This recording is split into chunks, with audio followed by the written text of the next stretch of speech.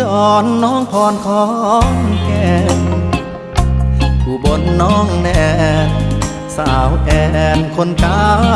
ลสินธุ์เมืองเลยน้องเอิญอำนาจเจริญน้องพิน101คนชื่อกระทินน้องนรินอยู่มุกดาหาร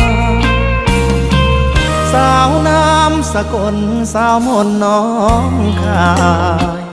สารคามน้องอายสาววิไลเป็นคนบึงกาฬโคราชน้องสม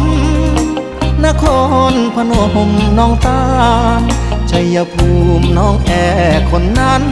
สาวอันน้องบัวลำพูคิดฮอดทุกคนถึงโดนแล้วบ่พอนาเบอร์ที่ให้มายังเมมติดมือถืออยู่บ่ได้โทรหาบ่ได้แปลว่าลืมโปรดรู้